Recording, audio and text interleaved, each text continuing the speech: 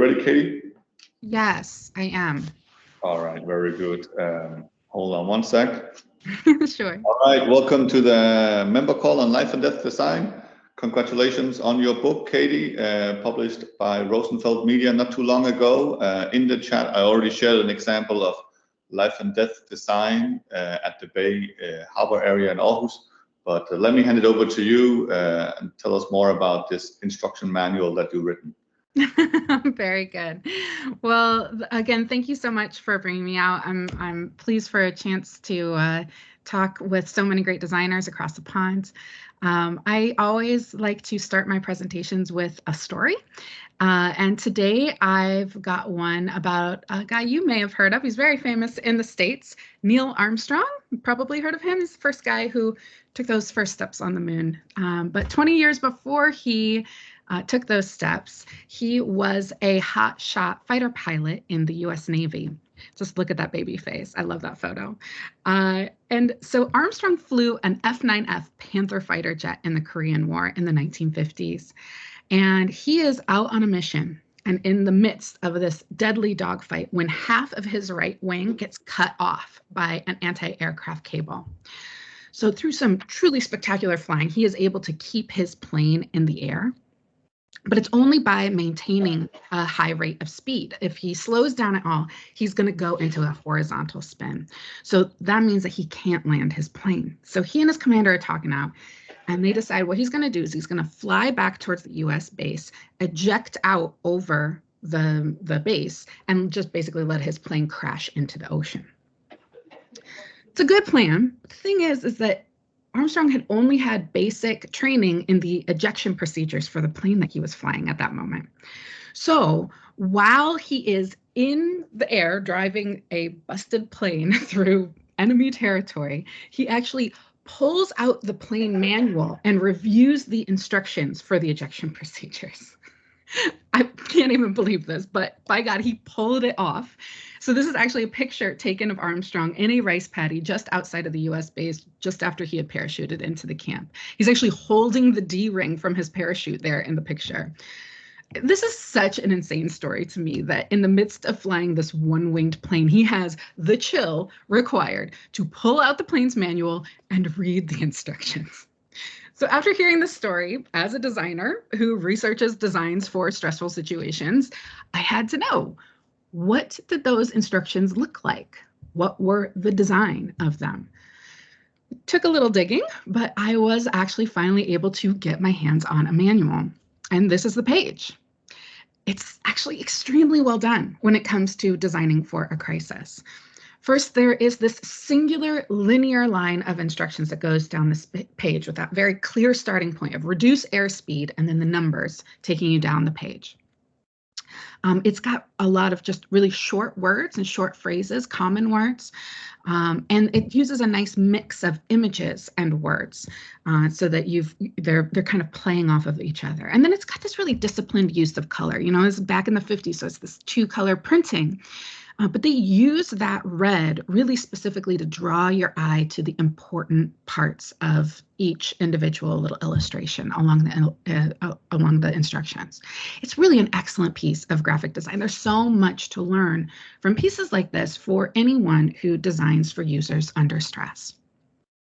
Now, as we mentioned, I am a designer. Hi, I'm Katie. I recently wrote a book on the topic of stress. It's called Life and Death Design. I do design, but I do not design for fighter pilots. I work for an American insurance company, Allstate Insurance, about the 3rd largest provider of insurance in the US. And as many of you may know, people turn to their insurance company during or directly following life and death events or catastrophic disasters. If somebody loses their home, their insurance company covers the cost of replacing their home. Sometimes we've actually got customers calling us while their home is still on fire, trying to figure out like what the next steps are as the firemen are putting out the fire on their house.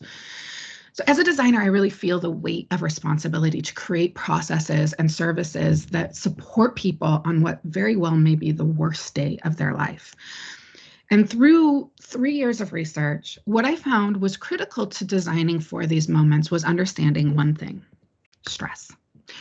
It is a universal human condition, and it changes us, the way we move, the way we behave.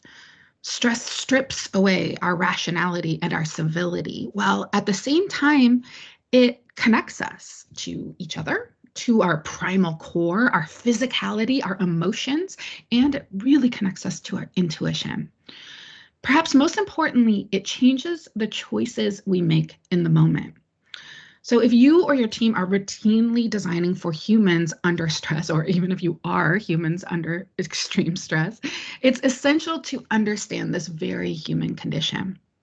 So that's what we're going to concentrate on today. There are 4 main ways to approach designing for the human stress response, and you can apply these to all kinds of design, UX design, service design, software design. And there are 4 approaches that you want to consider. First, in some cases, you can harness the stress response. An adrenaline rush is a really powerful force of nature, and smart design can put it to good use in a critical moment. In other cases, you're going to want to suppress it, either decreasing it or avoiding it altogether. Now, if you're unable to accomplish the first 2, then you may want to think about how you can protect people. If panic has set in, they really can't be trusted to protect themselves. So then it becomes your responsibility as a designer. And then there's calm. You can craft your experiences and products to comfort people after a stressful event and help them get back into a place where they can be their best selves again. Now let's look at some specific examples, starting with harnessing the amazing human potential that is sometimes unlocked in the moment of crisis, otherwise known as dad reflexes. So if you Google dad reflexes, there are hundreds of examples of dudes saving their offspring from terrible injury or certain death through purely reflexive reactions. You might think that parenthood somehow unlocks these superpowers in these guys, but the fact of the matter is it was always in them. These reflexes are waiting inside each of us. So how do we as designers harness these superpowers? Well, first we have to understand under what types of circumstances our reflexes can actually help. As of the 2012 games, the Olympics no longer uses starter pistols to signal the start of a race. And that is in part because researchers from the University of Alberta proved that the runners who are right next to the starter pistol got an unfair advantage. Their startle reflex. That bang of the starting gun helped them get off the starting block an average of 18 milliseconds faster than runners who were farther away. Now, that isn't a lot. A millisecond is 1/1000th of a second. But in the world of high performance sports, that actually can be the difference between silver and gold. But it's important to note that not all types of movement are increased equally by a startle reflex. In a study comparing the speed of movement for arms versus fingers, they actually showed that speed boost shows up in the arm movement. You can see it in the times on the left getting lower and lower as that startle is introduced. But in the finger study on the right, triggering the startle reflex has no benefit. The time just flatlines. And in fact, the stiffness in fingers decreases accuracy. And that's because the startle reflex is great for helping us with gross motor movements, to do things like run or punch, but it actually makes it harder to do things like clicking tiny buttons. It's these sorts of distinctions that are critical information if you're creating something that may need to be used by somebody who is under extreme stress. You want to create an interface that harnesses the benefit of the human stress response while acknowledging the realities of our human limitations in those moments. The emergency stop button is actually a great example of an interface that is made to harness the human stress response. So let's look at why this thing works. First, it's big. It's got that unique mushroom-headed shape that protrudes up off the panel. This is a button that is made to be slapped like you're on a game show. It's really taking advantage of that gross motor improvement. It's also standardized and highly regulated. This is really important. You've seen buttons like this dozens, if not hundreds of times in your life, and it's that repetition that makes an interface element intuitive. Repetition is the basis of intuition. And finally, the reason the button works so well is the fact that it's a physical control, and that is a huge benefit. Physical or analog interfaces are by far the best interfaces for stressful situations. Though if you are designing primarily digital products, you can still think about and translate some of these benefits into large buttons that can be reached by either thumb with plenty of white space around them, right? You can translate some of these benefits from the physical control into a digital control as well. So if you're designing tools for, emergency situations or even just high stress situations, these are the types of features that you're going to want to look at and see if you can accommodate. So I do have to admit, usually when we think about designing for stress, we are thinking about ways to reduce it or maybe suppress it. So if your team is working in high stress situations on a regular basis, one of the most effective ways to help them control their stress is through training. So training is a specialty of our U.S. military. They have dumped billions, if not trillions, of dollars into figuring out the most effective types of training to get peak performance out of soldiers, even in extremely high stress situations. And these techniques can be used to develop training materials for anyone in high or even low stress jobs. To create an effective training, it's important to understand the different ways that people learn. When you learn something in a classroom setting or, at a webinar like this, you are mostly learning that fact in your analytical mind. You're engaging your prefrontal cortex. This is a type of learning that is unique to humans. We can learn how to do something simply by hearing a story that happened to someone else. The other way to learn is to actually do the thing. This is how most creatures learn new skills. When we learn something this way, it gets logged in our prefrontal cortex, yes, but it also gets logged in the hippocampus. And because those memories live in our midbrain, they are very close to our primal core. When our stress spikes, oxygen is redirected from our extremities to our core. This happens all over our body. So in our bodies, it causes trade-offs like our fingers getting stiff and clumsy while our arms get super powered for punching. In our brains, same thing is happening. The oxygen is redirected from the outer areas where things like the prefrontal cortex are to our centrally located hippocampus. And what this means is, in a time of crisis, the voice of our intuition gets a megaphone while our logic and reason can get really hard to hear. Soldiers sometimes refer to this as the fog of war. As our stress levels rise, it can actually get hard to even access the lessons that were learned in a classroom setting. And that's why it's so important that they put soldiers through training about when to shoot, or more importantly, when not to shoot, while they are on their feet with a weapon in their hands. It's how it gets logged into the right part of the brain. So anyone who creates training that is teaching people to perform well in a stressful situation can use these same lessons. So obviously, hands-on training is critical. You also want lots of repetition and fast feedback. And that's actually one of the reasons why digital simulators are really effective at this type of training for high-stress situations, because you can run people through multiple simulations fast and cheap. And finally, the more realistic those simulations are, the better. It's actually a good thing to get somebody's heart pounding and be a little stressed during the training, because if they're learning something in that mental state, they'll be able to access those memories when they're in that mental state again. So whenever we develop training, we do need to think really carefully about what we are training into people. Hopefully you have gone through some sort of CPR training, because CPR has been shown to double or even triple somebody's chances for surviving a heart attack. Now, if you've gone through CPR training, chances are the dummy that you used during your training looked something very much like this. This is the most common style of CPR training dummy. Now I'm going to share a statistic with you, and let's see if you can figure out what this CPR dummy is missing. Okay, little game, here we go. The statistic is 45% of men will receive CPR from bystanders, but only 39% of women will receive CPR from a stranger. So what is this dummy missing? The answer is boobs. This mannequin has no breasts. To properly administer CPR to a woman, you have to rip open her shirt and then put your hand directly over her left breast. The seen to do something inappropriate holds some people back from taking this critical action. They are unsure. They have never trained for this situation, and it feels wrong.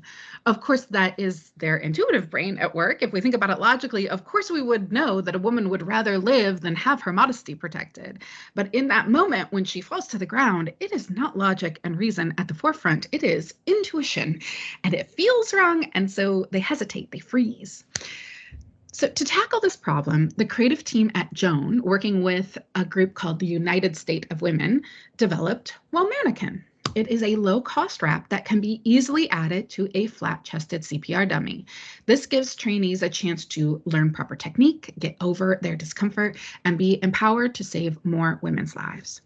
If you are responsible for creating training programs or materials, think carefully about bias that may be lurking in your training. Biases only get stronger when we are running on instinct. And in fact, hands-on training is one of the best ways to help your users overcome any biases that they might hold already. Okay, but what about the times when we can't train our users? We can't suppress their fight or flight. We can't harness it. They are gripped by panic and they are headed towards disaster. Or maybe they are so overwhelmed by a situation that they have no idea how to make a good decision in the moment. How can we protect them? How can we help stave off panic and make good choices? Well, first we have to understand how truly differently our brains work when we are under stress, which means we need to talk about cortisol. So cortisol is the slightly less famous sister stress chemical to adrenaline. And where adrenaline mostly affects the body, it's cortisol that changes our brains. And it's got this really wide range of effects. First, it helps us make faster decisions, but this means we are also giving less careful consideration to those decisions. It also pushes us to see things in black and white, reducing creative thinking and problem-solving abilities. It makes it hard to understand and learn new things and harder to retain the things that we do learn. And it makes us more aggressive and less open to new ideas from other people. So in other words, it degrades our decision-making process. So how do we protect others from making a bad decision in a moment of stress? Well, I sat down with a designer who thinks about this a lot. Jackie Wolf, she's the one in the plaid there. She is a UX researcher at Michigan Medicine. And a year or so ago, a doctor of pediatric oncology approached Jackie's team with a problem. The researcher had done a survey of parents of children with cancer who had enrolled in a clinical trial at their center. And that survey came back with some fairly concerning results. Only 50% of the parents who enrolled their kids in the program could explain the goal of the trial. 66% were unaware they had an alternative to participating. I guess they just thought their kid wouldn't get treated if they didn't sign up. And fully 1 in 5 did not realize their child was even enrolled in a clinical trial. So to understand how this could happen, it's important to understand the experiences of these parents. When a child is diagnosed with cancer, parents have often been in the hospital for days on end. They are sleep deprived and they have just received one of the scariest bits of news a parent can ever hear. Their brains are practically soaking in cortisol at this point. And in this state, they are approached by clinicians asking the parents if they would consider enrolling their child in a clinical trial. And that decision has to be made before treatment begins. So at most, they'll get one night to review a dense and highly technical 30-page consent disclosure agreement, and then that decision has to be made. So clinical trials like these have taken the survival rate of childhood leukemia from 35% to nearly 90% in the last 50 years. Obviously, the upside for humanity is great, but would you sign your sick child up for an experiment? Ugh, I mean, this is a really difficult decision to make. And if the parents do agree to sign up, it's critical from an ethical standpoint that parents understand what it is that they are agreeing to. And yet this was the original chart that was given to parents to explain the process of a clinical trial. You can see what the problem is here. So now enter Jackie's team. They have to completely redesign this process to give terrified, sleep-deprived parents a proper crash course in phase 3 clinical trials. So when faced with the challenge of teaching something that complex to these parents, Jackie wanted to make sure she got it right. So she turned to help to her old friend, the library. And after hitting the stacks and reviewing dozens of studies, there were a few key insights that stood out to Jackie and her teammates. First, they were surprised to learn that there was no statistical difference between people's ability to learn via various mediums. Video, print, digital websites, all of those mediums had similar comprehension and retention rates, at least for learning about clinical trials. What did help was if something was interactive. Even turning pages or clicking things rather than just passively watching improved those understanding and retention. They also found showing a mix of words and images really helped. And they found you also want to break content up into short bite-sized chunks. That makes sense. And finally, it really improved retention if people could relate to the content through a human lens, things like conversational language and characters that they could identify with. So Jackie put all of these insights together and came up with, I think, a pretty clever solution: comics. She storyboarded out a conversation between parents and a doctor, and this story is actually a perfect fit for the research. It chunks out the information, it uses the conversational tone, it's interactive because users are clicking through each panel of the comic, and it has characters, and those characters are purposefully drawn in a way that invites the readers to project themselves onto them. So through this dramatic redesign, Jackie and her team have significantly improved the patient experience, helping parents understand their choices and helping them make informed decisions, even in the midst of a family crisis. Okay, so finally we are at calm. The moment of crisis has passed, but the chemicals that flooded our bloodstream don't just disappear when the danger recedes. Cortisol and adrenaline have to be filtered out by our kidneys and liver, just like if you've taken a drug or alcohol. This can take anywhere from 20 minutes to hours. And these chemicals continue to affect people's behavior throughout that recovery period. And we've talked about these effects: poor decision-making, reduced cognition, increased aggression. But there are design choices that can be made to help minimize this recovery period. You can start by incorporating just calming aesthetics. Things like reducing sharp corners and using soft, curvy elements through your design. It seems silly, but it's actually been shown to have a calming effect. And the brain also craves order and clarity when it's stressed. So aesthetics that feature regular, predictable patterns can help users feel calm and in control. And then pulling natural design elements can also be very calming. Countless studies have demonstrated that views of nature can lower blood pressure, speed healing after an injury, increase productivity in the workplace. The benefits go on and on. In addition to these calming aesthetics, there is one more essential element for designing experiences that calm people after a stressful situation: human connection. Do not underestimate how powerful a driver this need is. It's actually only in recent years that psychologists and sociologists have learned how strong an effect the need for human connection has on more commonly studied stress behaviors like the fight or flight response. It was actually in the wake of the 9/11 terrorist attacks on the World Trade Centers in New York that social scientists really began to understand this phenomenon. You see, based on all previous models of how they thought humans behave in a fight or flight situation, like a terrorist attack, everyone should have been running directly away from ground zero. But that is not precisely what happened. I mean, humans ran, but they didn't run away as much as they ran toward the people they cared about. Parents ran to pick up their children from school, even if that meant heading closer to ground zero. People saw others hurt and bleeding and ran forward to help get them to safety.